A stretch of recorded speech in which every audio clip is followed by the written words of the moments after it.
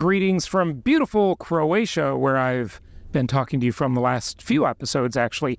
Today we're going to do something really special. We're going to give you some free content that is normally only accessible to our Empowered Investor Pro members.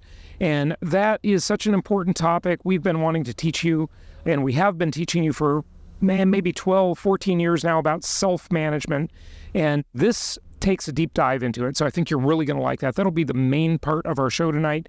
But first, since I am on the super yacht that I chartered and invited a bunch of great friends and experts for a mastermind, I have got one here that is going to answer the question. And we're going to do a full episode with him and a lot of content with him later. But I just wanted to introduce him because he's one of our attendees here. And he brings to bear an expertise that a lot of you ask me about literally many times a week, and that is becoming a global citizen. And there are really maybe four major pillars to that. One is second citizenship, second passports. The other is visas and residency programs. The other would be offshore asset protection. And then the fourth pillar might be tax savings, tax avoidance, tax planning. So I want to introduce to you Matthew Sumner, who is an expert on becoming that global citizen. And Matthew, you got a glass of wine in your hand. I do. We've got about 25 people here at the Mastermind with us on the super yacht this week, and we are just on our way to dinner in a few minutes. But just wanted to talk with you for a moment about this world that is really like this cottage industry that not too many people talk about. So Matthew, it's great to have you here, and you've been a real asset to the group in talking about all kinds of great stuff. Tell us a little bit about what you do and about your industry. Sure. Thanks, Jason.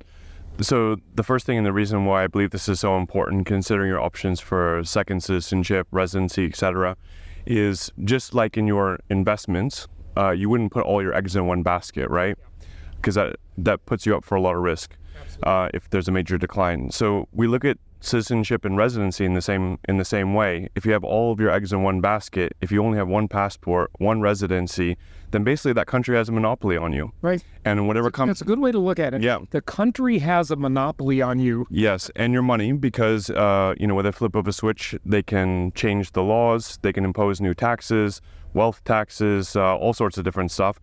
And even in the case, for example, during COVID, which I think Americans saw for the first time, your global mobility went from around 160 countries, visa-free entry, down to 78, the same level as a Cambodian passport. If you're an American. If you're an American, We've yes. got a global audience. Global audience, okay. So you wouldn't want to give anyone a monopoly on you in terms of, your earnings, etc.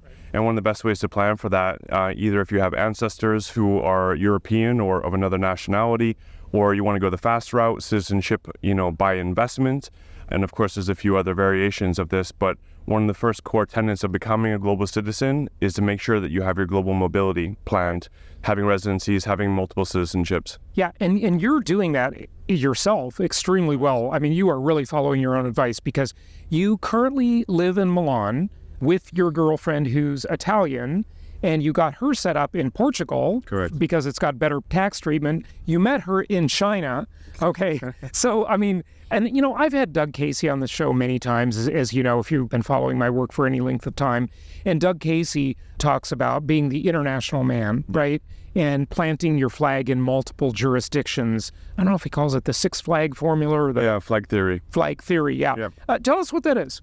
Yeah, so the basic concept behind flag theory is that you can live in one place, hold a passport from another place, put maybe your liquid assets in one place, your hard assets or your movable property in another place. And the reason that that's important is because there's a lot of preferential treatment as long as you're not earning money and living in the same country or holding your assets and your job and everything in one country. And so the flag theory basically gives you a lot of flexibility and makes governments much more difficult to pin you down, tax you, abscond with your assets, whether it's bank accounts or real estate or whatever. And so the idea is you just, you diversify, your life and your assets across multiple flags to give you the best flexibility and optionality, which is important. Which is an absolutely great thing. And I love how you say having a monopoly on you. This is about your sovereignty. And that's what we talk a lot about on the show is not being dependent on, the system or we talk about beating the system and using inflation to your advantage, for example. So there's just a lot of opportunities but, Matt, who is this for? People listening might be thinking, gosh, this is for like billionaires. This is for James Bond. This is not for me. At what point, what kind of net worth are you talking about to where people need to start thinking about any of these, sort of 4 pillars, or maybe there's one or two of the pillars that I described at the beginning that you think about at one level of net worth, and maybe pillar 3 and 4 come in later. Yeah, absolutely. So even just for people who maybe have an annual six-figure income, you can start taking advantage of some of the opportunities that exist either on the tax side or the residency planning. And then as you go up in net worth, then those are compounding benefits that you can get by implementing more strategies. And of course it has a cost, but let's say, 6 figures and up, it's worth starting to think about. Even if you just think about the destruction of wealth, if you're paying taxes of 30, 40, 50% in some countries, you're losing half of your money before it even comes to you. And there's ways to even plan, even on a relatively, upper middle class income of 6 figures, single digit 6 figures. Excellent. Good stuff. So look, Matt, there is so much to what you do, and you organize conferences for this industry all over the world. It's really incredible. It's been incredible to get to know you on this trip, and about a month ago beforehand as well, when we met in Milan. So we will do more on this, folks. I promise you. We've done a little bit on it over the years, but we'll definitely take a deep dive into it. Today, though, we're going to talk about self-management and share with you some good free content, that is part of our membership program. So you really should join Empowered Investor Pro. Go to empoweredinvestor.com to learn more about that. But today, you're going to get some of that for free. So here we go. Thanks for joining, everybody. First of all, I want to start off with none other than Carrie, who's got a good story to tell you about how she converted to self-management for one of her own properties. Carrie, you want to start off by sharing that? Yeah, sure. So, I went through the wonderful phase of having a property manager. And so far, I did the turn all through using Hemlane. They're really helpful getting me up and running. I use them for the turn, the move in, the move out. I hired contractors. I even, denied some, and I went and I did Jason's mom's strategy. And I went to the 6th page of Google and I found my own key master and rekeyed the property. All in all, through the whole turn and getting the property occupied. It took maybe a week to get the property a tenant placed, and I increased the rent $50 from what my previous property manager had it. So I probably saved $2,000 on the turn costs and the lease up costs, because your property manager, they took 75% of your first month's rent. And Hemlane took $600. So I saved. And how much is the rent on that property, Carrie? $1,600. Okay, so that's significant savings. Yeah. So that alone just made sense for me. So, So everything was cleared, and my tenant has been in there. I gave her 10 days to move in early, just because I was still touching up some things. But I said, if you want to move in, go ahead. And it's been great. Communicating through Hemlane is a piece of cake. So, Carrie, did you have much involvement in the tenant screening and choosing the tenant? Because I 100%. Yep. Yeah. Okay. Tell us about that. How did you? So, and I was pulling it up here. I had 39 people actually go and not necessarily apply, but show interest. They showed some communication with Hemlane. They used mostly Zillow is where it looked like a lot of my potential tenants came from, but they used several different platforms, and they would reach out, and some would say, apply. I think I had 4 apply, and a few had some showings. So I got to see when they were going to the showings, all of that, and full communication. I could see them communicating with Hemlane, and then I would chime in sometimes. I don't know if I was supposed to, but I did, and say, hey, I'm, the owner. Can I give you a call? And so I talked to a few of them even, and then just kind of slowly weeded them out based on credit score or their month, how much month's rent they had, qualifications. And yeah, and then chose, it came down to two of them, and we chose one. So.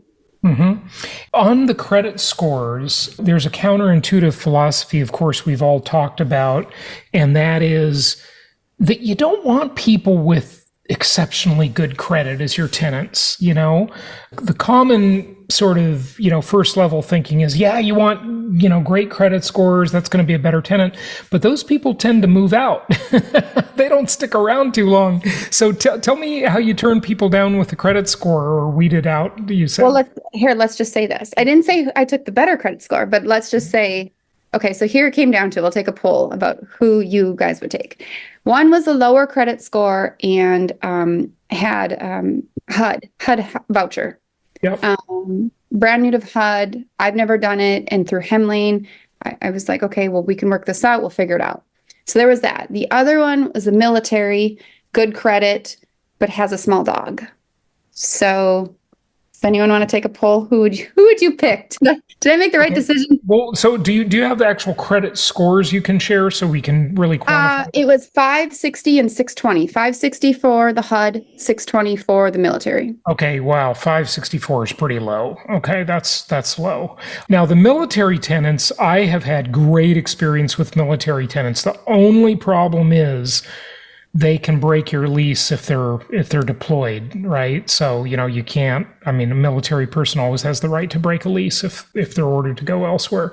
Yeah, so 560 was the HUD voucher person. And with that HUD voucher, did you know, I don't know if you got this far with it, were they paying all of the rent Section 8 or a portion of the rent Section 8? She was short about $100 she would owe. And then she did get her mom to co-sign because she didn't meet that 2 times the monthly income, or 3 times. She only had 2 times the monthly income. Can you imagine only having to pay $100 a month or nothing in rent? This is like a foreign world to us real people, but yeah, some people, a lot of people in this country have that deal. It's pretty good if you can get it. Okay, so which one would we take? Well, folks, anybody want to weigh in or ask questions or talk? Military. Bob takes the military. Yeah. Anybody else? Take the military. Yeah, military. Okay. What's the pet rent? Oh yeah, are you charging pet rent? It was $50 extra a month and a $200 pet deposit. I like the pet rent. Yeah, $50 extra is a lot for a small dog. Like for one animal, that's pretty good. Yeah. Carrie, did you feel actually rolling up your sleeves, okay, and doing this yourself versus having it far away with a property manager? Do you feel a lot more empowered now as a landlord? Yeah. I do. It did feel nice that I knew exactly what was going on. I knew how much they were charging me. I've heard some stories lately of some of our old property management crews that we don't really use anymore, but they're not getting itemized receipts. They're not getting, you're just getting billed. I charge you $500 for paint. There's nothing, itemized about it. Just you had to pay for paint. When I knew exactly what I was getting, one of my, I didn't end up using this guy. He was like $600 more for paint, but he went and did a whole video walkthrough. And we're going to get this wall, this wall, this wall. So I got to see everything that was in the house too. That there was scuff marks, there was a crack in the ceiling or whatever happened in the ceiling that they needed to fix. So no, it was great. It was great to see it all. The photos come in instantly from Hemlane. So I got to see everything. I did what Jason would do. And I just ordered a bunch of stuff from Amazon and I shipped it to my handyman. I said, here you go. It's going to be here. I wasn't charged extra. And I now have a lockbox at the unit that my tenant just stored away too. So any future situations that she can just put it back on. Yeah, that's cool. So now you're ready and you're empowered. I remember when I banked with the same big bank for many years, those criminals at Wells Fargo. And I remember when I left Wells Fargo and I thought, oh my God, I hate this bank. I just don't want to leave because it's just too complicated. You got all your bill pays set up and all of this stuff.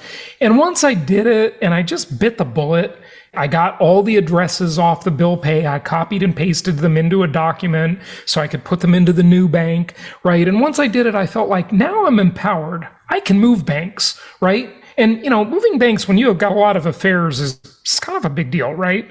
And now I think that's how you feel that you are self-managing. So, that you're really empowered and you're kind of a free agent now. You're not beholden to any property manager or anything like that. And you have a relationship with your tenant. And your tenant now has the social pressure of having a relationship with you, which I find to be extremely effective versus them dealing with some amorphous property management company out there in the ether. They don't know, they don't care. It's like they're going to just ask for everything and anything. It's like an institution, but you're a person, right? And usually people feel, decent people, not everybody, unfortunately, but, decent people feel a pressure of a social relationship, and that can work in your favor. So, good stuff. No, she's texted me. I'm very happy. Thank you for everything. So I did end up going with the military. I figured that would kind of be, I don't know. It just felt, I don't know. So then I made Hemling go and because I talked to both, and the one that didn't get the property, I had Hemling tell her she didn't get it, that they accepted a different. Oh, so you made them do your dirty work. They made them be the bad guy. I couldn't do it. I felt so bad. Now, Baselane, our sponsor, it is the #1 banking platform built for real estate investors. It's banking, online rent collection, bookkeeping, tax reporting, analytics, and more. You can enjoy real-time cash flow analytics on your properties. You can get ready for tax season with automated bookkeeping and financial statements ready for your CPA. Join more than 40,000 real estate investors who trust Baselane to manage their rental property finances. Go to baselane.com/Jason for a chance to win a $500 Amazon gift card. Now, one interesting thing is, you can make a little bit of pocket change off these applications. And, landlords do this. Big institutional landlords do this. Like, it's really ridiculous how much they take because they'll charge a $200 application fee or some ridiculous thing like that. But, I used Inago on a couple of my rent ups. Okay. And with Inago, and by the way, all of these demos are on my Rent YouTube channel. Okay. All of these software demos, whether they be Inago, Hemlane, Rent Ready, all of them. You can go see me interview the founders, most of the time the founder or CEO, and they do a software demo on that YouTube. That's not my main YouTube channel.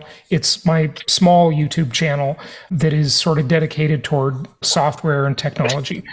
Anyway, with Inago, you can charge whatever you want for the application fee. Okay. And then you can select which of the three things, unlawful detainer filing, credit check, and criminal, right? Or you can do two of the three or one of the three or whatever. I do all three. But you actually pay them like, I don't know, $30 for it, and you charge $50 for it. Right? So, you make $20 on each deal, and sometimes you get a lot of applicants, right? So this is a common thing, and, just don't abuse it, obviously, but, it's a little extra pocket change that the property manager's been pocketing, okay? And the property manager's been pocketing late fees a lot of the times, so on and so forth. So I just really want people to get empowered and self-manage their properties. Any other questions, thoughts on this topic? Yeah, what market was it in? Alabama, Montgomery, so down south. Montgomery? Thanks. Cool. How many people are self-managing at least one of their properties? Yeah. Okay. Okay, good. Good percentage. So, real quick question on that Montgomery, Alabama. Did you have a problem with the previous property manager? Was there a particular reason that you chose that one? Well, the previous property manager, for one, their base wasn't near my property. They were a couple hours away. And then the tenant I had in before basically didn't pay for 6 months. And I tried to ask for eviction a few times. Should I go into this one, Jason? Yeah. Okay, so they ended up not paying. They paid the first month's rent and the deposit, of course, and then they didn't pay for the next 6 months. And what was the property manager doing all this time? Right. So I kept asking, let's do this. No, I think we can get it worked out, whatever. I don't know why I listened to them. I just was stuck in my own, okay, they know it's best. So around September, I get a big lump sum of money. And I said, oh, great. They made it up. They paid. This is awesome. But then the next month they moved out and I terminated my property manager. The property manager said, oh, by the way, you owe us back that $4,500. Oh, don't give it back. My previous tenant had paid on the credit card and then disputed the credit card charges, and my property manager lost the dispute. Yeah. So now, you get what I'm saying? They their problem, in my opinion. That is their problem. Yeah. Okay. So they asked me. So did you give the money back? No. Yeah, don't do it. Keep the money. Okay. First of all, my money, it's their fault, right? It's them. Of course it's their fault. All right. Look, did you agree that they could take rent payments via credit card? Well, and that's what I asked them. And how do you lose a rent dispute on a credit card? Like either they rented the house or not. I mean, I don't know if how many of you have merchant accounts in your business? Do you have a business with a merchant account? Yeah, so we have this, and occasionally we get some scumbag that disputes a charge, and we always fight it. Now sometimes it's legit, and we just give in and give them the money back, right? Because sometimes they click the button too many times, and like we just had one that paid like 3 times for one membership to this. That was you, right? Yeah, we gave you your money back. Okay, right. But some of these people, they're just evil. Right? And they just go around charging things. It's like writing bad checks. Okay. You get that sometimes.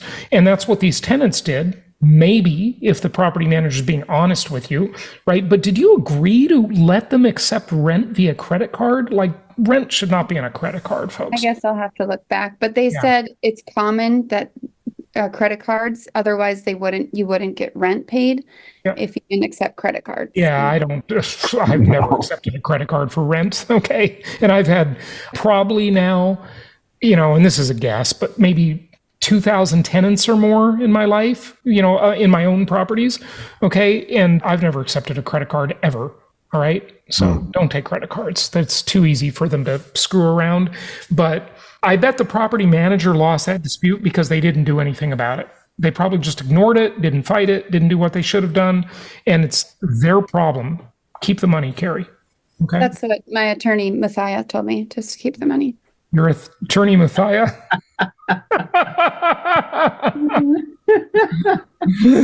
Oh, Matthias is not an attorney. That's why we're laughing. Anyway, okay. Any other questions or thoughts about this? So, Carrie, you had a victory there. Then you did get paid for all those months. Yeah, good. Hello. Good night. I'm an Angela here. And this might be still a question, but basically, just like the one time we self-manage, which we don't do it now, but we're about to do it in February, we just made the tenant pay the money on our bank account, and we didn't have any processor like Hemlane or anything. So is it highly advised to have Hemlane or Inago, one of these things, or can we just get the rent, let them deposit it on the bank account, or like? Okay, I don't know. Good question. I really want to answer that question. Okay, that's a great question. So I did it with Hemlane for a while, and it's pretty good, but it's not perfect. Okay, because there is a little delay. Like the first time, there's definitely a delay. You're going to have to wait like a week and a half or something on the first payment. But then, Dana, who's, by the way, been on here, and we'll probably have her on again. She's one of the Hemlane founders, right? She says it gets faster and faster, right? But I just like getting my rent on the first. Okay. And I don't like it when they deposit the money in the account, and I don't like it when they wire the money because I can't tell who put it in there. And I do have all my rents are slightly different, so I can tell by the amount, but they don't always pay the right amount. Okay. What I like is I like them to pay via Zelle. Okay. Because with Zelle, I get a notification when it comes in. With a wire, unless your bank's different, or I don't know how to do this with my bank, I got to go and look, and I got to constantly like log into the website and look and see if it's there, or with a deposit where they walk into one of the branches and deposit it. I don't like that. I want it just via Zelle, that I know who it's from. I get a notification when it came in. And, on my Google Calendar, every month I have an alert on the 3rd of the month. It says rent's delinquent. Okay. It reminds me. right? That the rents are delinquent. I personally like Zelle the best. That's my opinion. And from what I understand, they cannot reverse a Zelle payment. Okay. So if we're using Zelle, then must we use Hemlane or like, I mean, I just want to know how strong you recommend. Good question. All of these softwares, and I don't want to make this all about Hemlane, okay? Yeah. There's other systems besides theirs, okay? But, they're one that's available, and Dana's been very supportive, okay? But with any of those systems, you can use all the other features of the software and not use the payment system. Because remember, that clears through their bank first. Yeah. And if they go under, or if they're crooks, like, I just want the most direct payment I can get. Okay. If I don't get the Zelle on the first, I know it. Yes. And that's it. It's just clean. Okay. Yes. Perfect. Thank you. Thanks. But you can use all the other features they have and not use their payment system. Okay. Now, of course, they want you to use their payment system because they make the float, and they're getting some credits. I'm sure when I used to own an escrow company years ago, you get what they call analysis credits. Okay. And so I had an escrow trust account and, had millions and millions of dollars. If I was a crook, that would have been a good time to be a crook. Okay. Because I could have just taken off with the money, right? And we get what's called analysis credits. They don't actually pay you, but what the bank does is they'll pay for your software. Okay, your escrow software. They'll pay for this, that, or the other thing, right? And apparently this is all totally legit and legal. And so that's, I'm sure, what Hemlane or whatever company is getting, So they're getting some benefit to doing that. And that's why they want you to process it through their system. But I just like it being direct. Agree. Thanks. All right. Other questions? Yes, I have one. Hi, everyone. Thank you so much, Mr. Hartman. I'm your new client. I just started investing in the properties with MMA, Mike Mullen and Associates, and I'm super happy. So my question, so basically two of my new properties are managed by America's rental managers, right? So basically I'm happy with them, and they put the tenants in place because I live in New York, and so my properties are in Alabama. And my question is, so I think maybe from the ethical point of view, so this is a good management company which helped me to put tenants in place, right? Who they pre-approve them, they make sure that the tenants pay the rent on time and everything is great. And by the way, those properties are new constructions. The point is what is that line, I guess, between when I need the manager to move forward and when I don't need it, and how ethically, politically correct, maybe, I don't know how to say it right, to distinguish this point when I can move forward with self-management. Okay, great question. And thank you for being a new client. And Bob, this relates to the question you asked me earlier on Voxer. Okay, so maybe we bring this all up. Here's the thing, folks. There's an old saying in the world of banking, right? And the old saying, you've all heard it, is he who has the gold makes the rules. Okay. And that is also true with real estate. And here's what I mean by that. Whoever has the asset makes the rules because they have such a big advantage in having the asset that the whole world wants. Okay. Even when it's more of a buyer's market, there's still a scarcity of real estate assets overall. Okay. And so you kind of have to play their game. And one of the prices you pay for playing their game and getting them to sell you the property is you usually end up agreeing to their management. And their management might start out well, and I hate to burst your bubble, Elena, but it's not going to be good forever, okay? It's kind of like dating, okay? It's really good in the beginning, and then it usually fizzles out, okay? Hopefully not always. But ultimately, you just want to be independent of that. If you've got a good property manager, which is such a rare thing, then keep them. But make sure you don't think they're good when they're not really good. Okay, because you're not maybe paying close enough attention to what's going on. Okay, so that's the one thing I would say.